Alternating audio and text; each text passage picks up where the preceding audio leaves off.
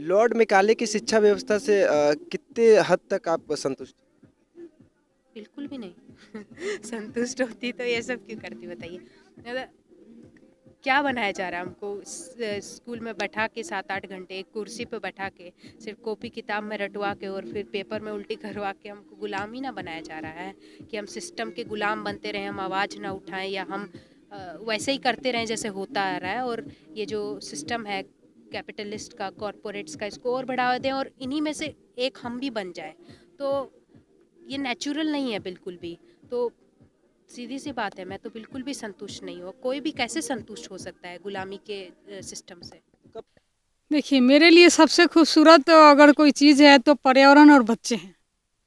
तो बच्चों से हम प्यार करते हैं, हमें बहुत पसंद है और उनसे हमें ऊर्जा मिलती है।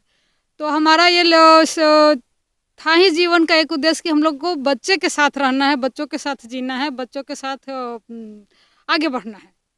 तो इसी सोच के साथ हम दिल्ली में पढ़ाई पूरा करने के बाद आ गए बिहार में और यहाँ पे अपना काम शुरू किया। तो उस समय से हमारे साथ हैं बच्चे, बहुत सारे बच्चे हम वही हमारे साथ 25-30 बच्चे हैं, तो सब साथ में ही रहते हैं।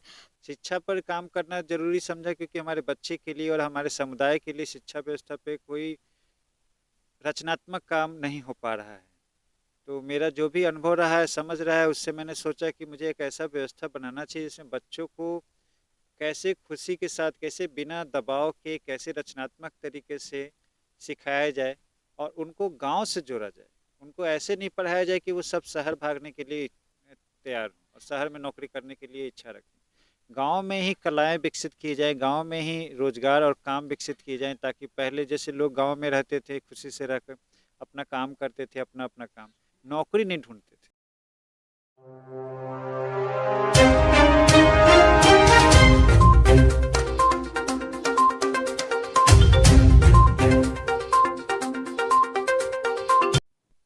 नमस्कार, मैं हूं अमन कुमार और आप देख रहे हैं मगल लाइव। फिलहाल इस वक्त हम लोग मौजूद हैं बिहार के गया जिला के बाराचट्टी प्रखंड में। आज हम ऐसे बिंदु पे चर्चा करने वाले हैं जो कि शिक्षा और शिक्षक दो ऐसे महत्वपूर्ण पहलू हैं हमारे समाज के, जिनके बिना समाज का एकता अखंडता और एकता अखंडता को की कल्पना करना ही मुश्किल होता है। और आज हम ऐसे दो आज ऐसे हम दंपति से बात करेंगे जिन्होंने इस क्षेत्र में एक विद्यालय खोला है और किस प्रकार से यहाँ के बच्चों को शिक्षा दे रहे हैं। और शिक्षा के साथ साथ ही जो देसी बीज होती है उस पर भी महत्वपूर्ण ध्यान दिया है इन्होंने। तो आइए सीधे हम उन दंपति से बात करते हैं। देख सकते हैं हमारे साथ सर और मैम जुड़ चुके हैं। तो सर्वप्रथम आपका परिचय क्या होगा? मेरा नाम अनिल कुमार है। मैं बिहार का ही हूँ, लेकिन मेरा जन्म स्थल पटना जिला के एक गांव पहाड़पुर में है हुआ है। और मेरे शुरुआती पढ़ाई गांव में ही हुई, लेकिन आगे चल के मैं ग्रेजुएशन और एमए और एमफिल दिल्ली से किया हूँ। और फिर एमफिल पूरा करके और एक जॉब भी कर रहा था। फिर हम लोग सोचे कि हम लोग को गांव में आना चाहिए और गांव में काम करना चाहिए। तो कैसे ये विचार उत्पन्न हुआ कि गांव में आकर शिक्षा का बढ़ावा करें? क्योंकि हम लोग शहरी जीवन से खुश नहीं थे, हम लोग स्वस्थ भी फील नहीं कर रहे, महसूस कर रहे थे, और हम अपने बच्चों के लिए वो खुशी महसूस नहीं कर रहे थे कि जो वहाँ पे मिल सके, जो गांव में मिलती है, जो एक लोगों के साथ गांव में एक रिश्ता रहता है, एक प्राकृतिक वातावरण रहता है।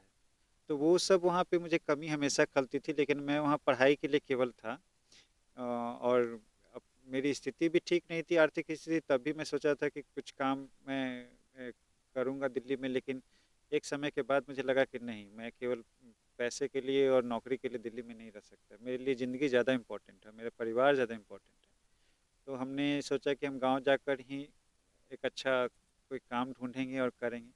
शिक्षा पर काम करना जरूरी समझा क्योंकि हमारे बच्चे के लिए और हमारे समुदाय के लिए शिक्षा व्यवस्था पे कोई रचनात्मक काम नहीं हो पा रहा है। तो मेरा जो भी अनुभव रहा है, समझ रहा है, उससे मैंने सोचा कि मुझे एक ऐसा व्यवस्था बनाना चाहिए जिसमें बच्चों को कैसे खुशी के साथ, कैसे बिना दबाव के, कैसे रचनात्मक तरीके से सिखाया जाए और उनको गांव से जोड़ा जाए। उनको ऐसे नहीं पढ़ाया जाए कि वो सब शहर भागने के लिए तैयार हों और शहर में नौकरी करने के लिए इच्छा रखें। गांव में ही कलाएं विकसित की जाए, गांव में ही रोजगार और काम विकसित किए जाएं, ताकि पहले जैसे लोग गांव में रहते थे, खुशी से रहकर अपना काम करते थे, अपना अपना काम, नौकरी नहीं ढूंढते थे। जी सर, आप जैसा कि आपने अभी चर्चा की कि गांव में ही कलाएं विकसित किया जाए, जो कि आज की नौकरी की दौड़ में इतनी भाग-दौड़ की दुनिया बन चुकी है। दिल्ली में जाके पढ़ रहे हैं, पटना एक अच्छा सेक्टर बन गया है शिक्षा के तौर पे, वहाँ जाके लोग शिक्षा लेके नौकरी, उनका मुख्य उद्देश्य अभी हो रहा है सिर्फ़ नौकरी, सिर्फ़ नौकरी। और जैसा कि आपने कहा कि कला के क्षेत्र में हमने ध्यान दिया है और गाँव में अपना एक एक ऐसा स्थान बनाएँ, जिसपे खुद के बनाए हुए सामान की बिक्री हो। ये कैसे आपके दिमाग में आए थे नौकरी के दौर पे ऐसे माइंड में ऐसा सोच चला सकते हैं? देखिए, अभी का जो शिक्षण व्यवस्था है ना, उसमें बहुत सारी त्रुटियां हैं, ठीक है, बहुत सारी समस्याएं हैं। सबसे पहला समस्या ये है कि ये आपको अपने समुदाय से रिश्ता बना के नहीं रखता है, अलग करते हैं, आप अकेला महसूस करते हैं, आपको लगता है कि आप नौकरी करेंगे, ये आपकी उपलब्धि है, तो वो अकेला हो जाता है। फिर गांव के साथ रिश्ता, समुदाय के साथ रिश्ता, आप अपने दोस्तों के साथ रिश्ता, प्रकृति के साथ रिश्ता, ये सब टूट जाता है।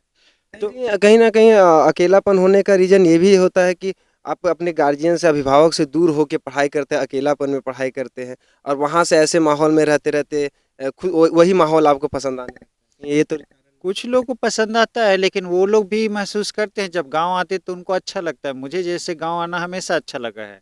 गांव में जो व्यवस्था है, गांव में जो खुलापन है, गांव में जो हरियाली है, अभी भी शहरों से बहुत अच्छी है। गांव में जो शांति है, गांव में भी राजनीति है, बहुत सारी तरह के प्रॉब्लम है, लेकिन शहरों की तुलना में संतुलन ज़्यादा है, एक रिश्तों की पहचान ज़्यादा है, रिश्तों का अनुभव ज़्यादा है। और मैं अपनी शिक्षण व्यवस्था में ऐसा चाहता हूँ कि मेरे बच्चे इन रिश्तों को जिएं।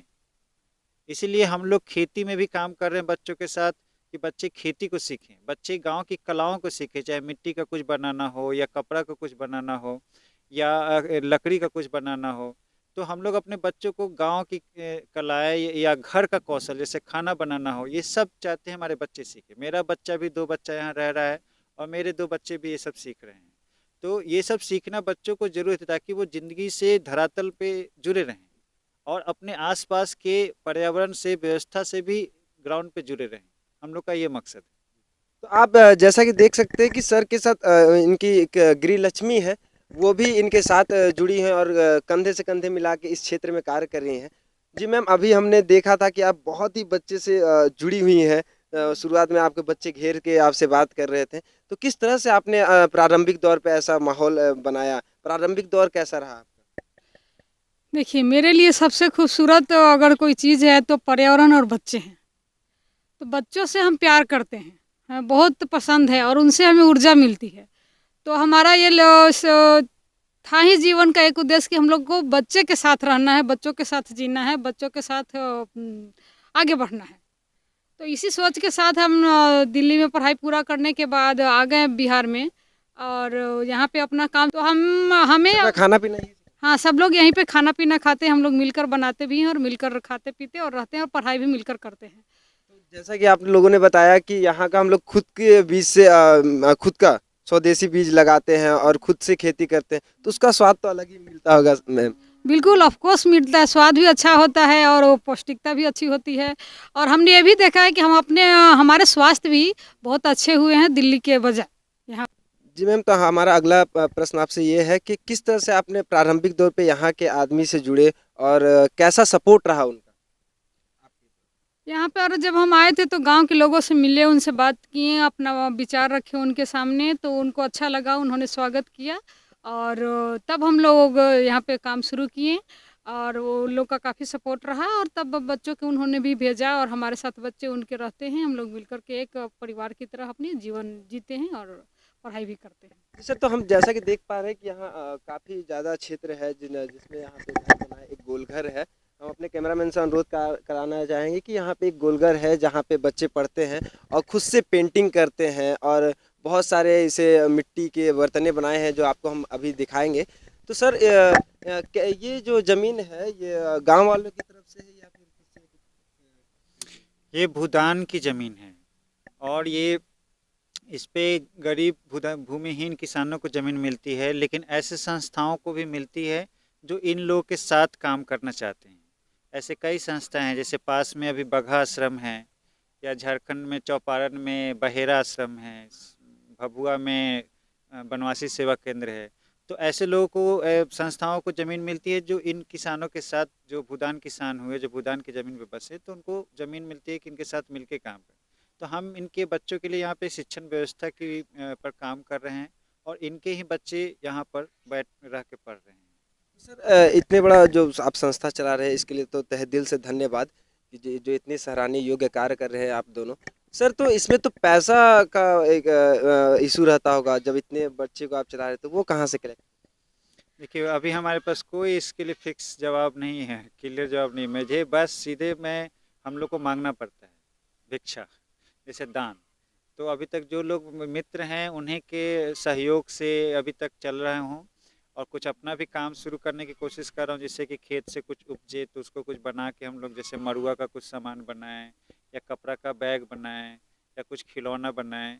लेकिन अभी तक बहुत हद तक मैं दोस्तों के सहयोग पर निर्भर रहा हूँ। एक बार हम लोग को विप्रो का फेलोशिप मिला था 3 साल के लिए, वो ख़त्म हो गया है।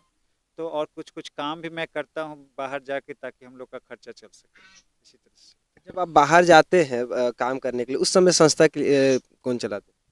ज़्यादातर रेखा ही चलाती है और या कोई यहाँ के मित्र होते हैं, जैसे अभी राजस्थान से हिमांशी जी आई हुई हैं, तो उस तरह के कोई मित्र रहते हैं तभी मैं जाता हूँ। 2 लोग यहाँ पे रहते हैं और हम लोग इतने बच्चे ही रखते हैं कि जो 2 लोग उसको संभाल सके। तो हम लोग का टारगेट है कि 30 बच्चा ज़्यादा से ज़्यादा हम लोग रखेंगे। और बच्चे ऐसे भी हैं जो बड़े बच्चे छोटे बच्चों को संभालते हैं। यहाँ पढ़ाई की भी व्यवस्था ऐसा नहीं है कि कोई क्लासरूम टीचिंग की तरह है, कोई एक टीचर बैठा हुआ है और बैठ के सब पढ़ा रहा है। हम लोग अपने आप को टीचर भी नहीं समझते, हम लोग अपने आप को फैसिलिटेटर समझते हैं। बच्चे खुद से ज़्यादा पढ़ते हैं और एक दूसरे से पूछ के ज़्यादा पढ़ते हैं, इससे में एक दूसरे का रिश्ता बनता है। तो इस पे हम लोग ज़्यादा फोकस करते हैं। मतलब आप ये बताना चाहते हैं कि कोई एक दूसरे से बड़ा छोटा नहीं है, सब एक ही लेवल के हैं और सब मिल के आगे बढ़ना चाहते हैं। तो यहाँ से अगर कोई खेल क्षेत्र में आगे जाना चाहता हो तो उसको किस प्रकार से सपोर्ट करना चाहिए? उनके इंटरेस्ट पे है, अगर वो कुछ खेल में अच्छे कर रहे हैं तो हम लोग कोशिश करेंगे कि उसके लिए वैसी एकेडमी कहाँ पे है और उनको कहाँ पर ये ट्रेनिंग दिया जाए, कैसे सपोर्ट किया जाए। हमारी जितनी क्षमता होगी उसके अनुसार से उनको सपोर्ट करेंगे। तो ये थे हमारे सर और मैम, और आपको हम दिखाएंगे कि किस तरह से इन्होंने बच्चों को पेंटिंग सिखाया है और बहुत सारे ऐसे हाथों का हुनर सिखाया है जो इस गोल घर के अंदर कैद है। और आइए हम सीधे आपको लिए चलते इस गोल घर में जहाँ पे ये पढ़ाई होती है और आपको दिखाएंगे कि किस प्रकार से ये गोल घर को पूर्ण रूप से अपने हाथों से सजाया गया है। और यहाँ पे आपको दिखाएंगे कि एक मिट्टी का मुर्गा बनाया गया है जो आजकल के दौर में देखने को बहुत ही कम मिले। यहाँ पे देखिए एक मिट्टी का मुर्गा है जो किस प्रकार से पेंटिंग की गई है ऑरेंज रंग से, और हूबहू मुर्गा का रूप देने में सफल रहे हैं यहाँ के छात्र। और यहाँ पे एक बहुत सारे ऐसे चीज़ें हैं, देखिए एक मानचित्र है और इसमें साफ यहाँ पे एक चीज़ और बताया गया है कि खेती तंत्र को बढ़ावा देने हेतु अध्ययन कार्यक्रम, यानी कि खेती जो है उस पर हम बहुत ही जोर शोर से लगते हैं यहाँ के शिक्षक, और शिक्षक के साथ साथ यहाँ के जो छात्र हैं वो भी खेती में लगे रहते हैं। और आजकल के डेट में जैसा हम लोग देख रहे हैं, आजकल के जो दौर चल रहे हैं जिसमें खेती करने से शर्माते हैं लोग, शिक्षित लोग शर्माते हैं, लेकिन ये सर और जो मैम हैं ये दिखलाते हैं कि खेती से हम शर्माए ना। और यहाँ पे हम आपको दिखाते हैं कि किस तरह से स्वदेशी बीज के संरक्षण में ये लोग लगे हुए हैं। और आपको एक रिपोर्ट के मुताबिक हम बताने वाले हैं कि जो चावल में जो चावल का जो कैटेगरीज थी वो 1970 में 1,10,000 थी और 2017-18 के संरक्षण में पाया गया कि वो कैटेगरीज मात्र 6,000 से 7,000 में आकर सिमट गया है। तो इस चीज़ को भी बढ़ावा देने में ये सर मैडम का बहुत सारा योगदान है। चलिए हम दिखाते हैं कि किस तरह से इन लोगों ने स्वदेशी बीज पे काम किया है और किस तरह से शिक्षक और छात्र दोनों ने मिल के इस क्षेत्र को हरा भरा बनाया है। चलिए आइए हम आपको इस रिपोर्ट में दिखाते हैं। मैं इनसे अनुरोध करना चाहूँगा कि ये दिखाएं कि किस प्रकार से यहाँ हरी भरी क्षेत्र है और यहाँ की जो हरियाली, हालांकि ये वन वाली क्षेत्र है, लेकिन यहाँ की जो आसपास के जो आप खेती देख रहे हैं और जो पेड़ पौधे देख रहे हैं, ये बीते 5 साल में सर और मैम के द्वारा लगाया गया है। और यहाँ पे यहाँ पे ऐसे बीज के भी निर्माण करते हैं, कीटनाशक के भी निर्माण खुद से करते हैं और वो वहाँ पे आप वहाँ पे आप जो एक खेती देख रहे हैं, वहाँ छोटे-छोटे कट कट करके खेती बनाया गया है। वो छात्रों के लिए बनाया गया है कि हर एक छात्र को एक एरिया दिया गया है कि आप यहाँ पे खेती करके बताइए और उपज करके बताइए। जैसा कि हमने अभी बताया कि 1,10,000 जो चावल के कैटेगरीज थे वो विलुप्त होकर 6,000 से 7,000 रह चुके हैं। उसी चीज़ को बचाने में लगे हुए हैं और यहाँ से बीज ले जाके वो बीज को स्वदेशी बीज को बढ़ावा देने में लगे हुए। चलिए हम आपको सीधे लिए चलते हैं जहाँ स्वदेशी बीज की प्रदर्शनी लगाई गई है। पहुँच चुके हैं जहाँ स्वदेशी बीज की प्रदर्शनी लगी हुई है और यहाँ पे ऐसे ऐसे बीज है जो भारत से विलुप्त हो चुके हैं और यहाँ पे वो बीजे दिखाया जाता है जो मूंग है, यहाँ पे लाल मूंग। तो आइए हम अनिल सर से पूछेंगे कि किस प्रकार से ये बीज को बचाए रखें। सर तो सर्वप्रथम आप ये बताइए कि किस प्रकार से इस बीज को बचाए रखें आप? ज़्यादातर खेतों में ही बचते हैं और उस खेतों में लगाने के बाद हम लोग घड़े में रखते हैं इस तरह के, और घड़े में ढक के रखते हैं ताकि नमी ज़्यादा नहीं इसमें आए। इस तरह से हम लोग बीज को बचाते हैं। उसमें नीम का पत्ता भी डालते हैं और कई दूसरे जगह से भी हम लोग जाके बीज इकट्ठा करते हैं। जैसे वो महाराष्ट्र का है बंसी बीज, जो काला धन, ठीक है, और ये कुछ तमिलनाडु का भी बीज होगा यहाँ पे। और बिहार के अलग अलग जिला भी हम लोग जाते हैं, किसानों से देसी बीज मांगते हैं और अपने खेतों में लगाते हैं। सर जो ये बीज का कलेक्ट करने का जो उद्देश्य है, इसके पीछे क्या कारण है, क्या देना चाहते हैं आप? देसी बीज हमारे मिट्टी के लिए बहुत ज़रूरी है। इसमें बहुत कम खाद, बहुत कम कीटनाशक देना पड़ता है। ये हमारे प्रकृति, हमारे पर्यावरण के अनुकूल होता है। इसमें किसानों का खर्चा भी कम होता है और हमारे मिट्टी के स्वास्थ्य बचता है। हमारे पर्यावरण में संतुलन रहता है और हमारा स्वास्थ्य भी ठीक रहता है। तो ये जो देसी बीज हम लोग देख रहे हैं, एक काला गेहूँ आजकल के क्षेत्र में बहुत ही कम देखा जाता है। कहाँ से ये काला गेहूँ को कलेक्ट किया आपने? काला गेहूँ बाकी गेहूँ की तरह है, एक वैरायटी है जिसमें अलग तरह के गुण हैं उसी तरह से। लेकिन पुराने जो अनाज है जैसे मरुआ, सावा, ये सबको बचाना भी उतना ही ज़रूरी है जितना किसी गेहूँ को बचाने की ज़रूरत है। तो हम लोग मरुआ को, सावा को बचाने की कोशिश कर रहे हैं। इस बार लगाए भी हैं हम लोग। ये थे अनिल जी, जहाँ पे इन्होंने स्वदेशी बीज का प्रदर्शनी लगाया हुआ है। और जो आज हम लोग जो बीज भंडार में जाते हैं और विदेशी बीज खरीद के लाते हैं, और वो सिर्फ उसका एक ही उद्देश्य रहता है कि हमारे जो फल सब्जी हो बड़े आकार की हो। तो ऐसा नहीं है, यहाँ पे एक दिखाया भी गया है कि जो बड़ा आकार का कद्दू हम स्वदेशी बीज से भी बना सकते हैं। तो ये उद्देश्य में लगे हुए हमारे अनिल सर। एक मैम है यहाँ पे जो इस संस्था से जुड़ी हैं, उनसे हम बात करते हैं, जो चार्टर्ड अकाउंटेंट की पढ़ाई छोड़ करके यहाँ पे इस संस्था से जुड़ी हैं। तो आइए जी मैम, आपका नाम? हिमांशी, 1 मिनट रोकेंगे? जी आइए। तो एक यहाँ पे हिमांशी जी हैं जो इस संस्था से जुड़ी हैं, जो चार्टर्ड अकाउंटेंट की पढ़ाई छोड़कर इस संस्था से जुड़ी हैं। तो आइए हम उनसे आपको मिलवाते हैं। जी आपका नाम क्या है? मेरा नाम हिमांशी है। अपना परिचय। मैं राजस्थान में चूरू ज़िला के रहने वाली हूँ। मेरी पढ़ाई लिखाई पिलानी से हुई है और मतलब 12th के बाद मैं ग्रेजुएशन कर रही थी। ग्रेजुएशन के साथ साथ मैंने सीए की पढ़ाई की। तो उस दौरान मतलब पूरी नहीं की, फाइनल से पहले मैंने ड्रॉप आउट किया, क्योंकि जब मैं आर्टिकलशिप कर रही थी उसी वक्त मतलब मुझे बहुत मन नहीं लगता था उस कॉर्पोरेट टाइप काम करने में, और अंदर से ऐसा आ रहा था कि like why am doing this, कि मैं क्यों कर रही हूँ इसको। और तो मैं वहाँ मतलब लोगों से बातचीत करना शुरू किया, मेरे ही कस्बे के लोगों से, बस में, ऑटो में, जहाँ भी, मतलब ऐसे रैंडम सवाल पूछना कि आप अपने जीवन से खुश हैं, या आपका दिनचर्या क्या रहता है, या आपको कैसे रहना पसंद है, क्या आप वैसे रह पा रहे हैं, ये सब सवाल पूछना। तो लगभग 1 साल तक मैंने ये किया उसी दौरान, आर्टिकलशिप के दौरान। तो मतलब उस प्रैक्टिकल मतलब पूछने से मुझे समझ आया कि क्या क्या दिक्कतें हैं मेरे आसपास, ठीक है, जैसे मॉडर्नाइजेशन, अर्बनाइजेशन, या हमारे एजुकेशन सिस्टम में क्या क्या फॉल्ट है। क्योंकि मैं मतलब इतना पढ़ाई लिखाई करके जो लोगों को लगता है कि बहुत मतलब 1-2 साल में नौकरी भी लग जाएगी, अच्छा पैसा भी कमा लेगी, उसके बावजूद भी मैं खुश क्यों नहीं हूँ, मतलब खुशी क्यों नहीं है। तो मुझे लगा कि जैसे एजुकेशन सिस्टम में कोई फॉल्ट है जहाँ से मुझे मतलब मैं गांव से हूँ, लेकिन मेरे को पढ़ाने के लिए शहर ले आए मम्मी पापा की, अच्छा पढ़ेंगे नौकरी लगेंगे सब, तो मतलब मेरे को मेरी जड़ से काट दिया। और जब आप किसी भी इंसान को किसी भी चीज़ को अपना जड़ से काटेंगे तो वो सरवाइव नहीं कर पाएगा, ऑफ कोर्स वो खुश नहीं रह पाएगा। तो मतलब वैसे सभी की जड़ ऑफ कोर्स हमारा प्रकृति से जुड़ी हुई है। कोई भी मतलब शहरी जीवन उस प्रकार के जीवन के लिए हम में से मतलब इंसानी जाति या कोई भी जाति उस चीज़ के लिए नहीं बनी है, ये सब हमने क्रिएट किया है। तो उसमें खुश रहना बहुत ही मुश्किल है। तो डिप्रेशन और ये सब मेंटल प्रॉब्लम्स इसीलिए तो बढ़ रही हैं उसका कारण। मैम, तो आप शहरी जीवन और ग्रामीण जीवन में क्या अंतर देख?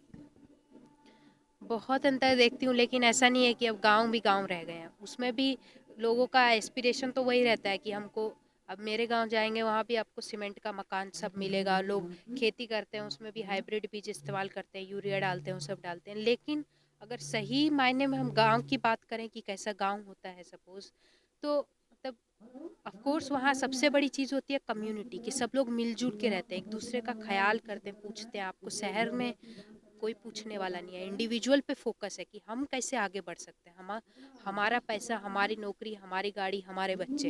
लेकिन गांव में जो हमारा पहले का था कि सब लोग समुदाय में रहते थे, मिल के रहते थे, तो आपके यहाँ कोई बीमार है तो सब लोग मिल के करेंगे, कोई फेस्टिवल मनाएंगे तो सब लोग मिल के तैयारी करेंगे, सब लोग मिल के करेंगे, सबका एक जुड़ाव रहता है और प्रकृति से बहुत ज़्यादा जुड़ाव रहता है। तो ये बहुत ज़्यादा अंतर मैं देखती हूँ उससे। चार्टर्ड अकाउंटेंट के बाद वहाँ से जब इस क्षेत्र में आई तो कैसे ये जुड़ पाई इन सरों में? हाँ, मतलब उसके जब मैंने मतलब छोड़ दिया तो मैंने मतलब बहुत सारे मतलब ये सब लोगों के बारे में पढ़ा, नई तालीम, गांधी जी का ये सब क्या आइडिया थे, या जो भी लोग हैं जो एजुकेशन के बारे में ये सब आइडिया रखते हैं कि after all what is education, की है क्या। जो हमारा ये मैकॉले का सिस्टम डाला गया उससे पहले हमारा क्या एजुकेशन सिस्टम था इंडिया में। तो ये सब पढ़ा, सर्च किया तो पता चला कि इंडिया में कौन कौन लोग हैं जो इस पे काम कर रहे हैं। तो मुझे इन लोग का भी पता चला, लेकिन उस वक्त मैं यहाँ नहीं आई। पहले मैं तमिलनाडु गई, वहाँ मैंने पुविदम लर्निंग सेंटर है मीनाक्षी जी का, वहाँ काम किया कुछ दिन। फिर ये लोग टूर पे आए हुए थे अपने बच्चों को 80 दिन के टूर पे लेके, सब मतलब 7-8 बच्चों को लेके। तो वहाँ पे इनको फिजिकली और जानने का मतलब बातचीत से और इंटरेक्शन हुआ तो जानने का मौका मिला, तो फिर अच्छा लगा, तो फिर मैं आ गई। लॉर्ड मैकाले की शिक्षा व्यवस्था से कितने हद तक आप संतुष्ट? बिल्कुल भी नहीं। संतुष्ट होती तो ये सब क्यों करती बताइए। मतलब क्या बनाया जा रहा है हमको, स्कूल में बैठा के 7-8 घंटे एक कुर्सी पे बैठा के सिर्फ कॉपी किताब में रटवा के और फिर पेपर में उल्टी करवा के हमको गुलामी ना बनाया जा रहा है कि हम सिस्टम के गुलाम बनते रहें, हम आवाज़ ना उठाएं, या हम वैसे ही करते रहें जैसे होता आ रहा है। और ये जो सिस्टम है कैपिटलिस्ट का, कॉरपोरेट्स का, इसको और बढ़ावा दें और इन्हीं में से एक हम भी बन जाए, तो ये नेचुरल नहीं है बिल्कुल भी।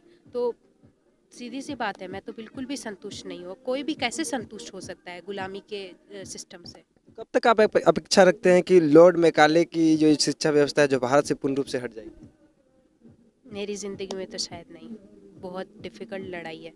बहुत कम लोग हैं जो इस पे काम कर रहे हैं और बहुत दुख की बात है, दुख लगता है। लोग एकदम ऐसे लाचार हो गए कि अब हम क्या कर सकते हैं, और लोगों को कुछ जो जानते हैं और बाकी को लगता है कि स्कूल ही तो है सब कुछ। उनको महसूस ही नहीं होता कि वो गुलामी में है। उनको लगता है गुलामी से निकलने का यही तरीका है कि अपने बच्चों को स्कूल भेजो, नौकरी कराओ, तो हम बड़ा शहर जाएंगे, अच्छा पैसा कमाएंगे तो हम आज़ाद होंगे। वो नहीं समझ रहे कि वो बड़ी गुलामी में जा रहे हैं। तो जब लोग को पता ही नहीं होगा हम गुलाम है, तो ऑफ कोर्स वो उसको उससे आज़ाद होने के लिए काम कैसे करेंगे। तो बहुत समय लगेगा इसमें। मैम, तो बहुत बहुत धन्यवाद, आप इस तरह के सराहनीय योग्य कार्य कर रही हैं, और मगध लाइव की ओर से भी बहुत बहुत धन्यवाद। और भी लोग प्रेरित होकर इस क्षेत्र में काम करें। फिलहाल के लिए इतना ही। देश और दुनिया की बाकी खबरों के लिए देखते रहिए मगध लाइव।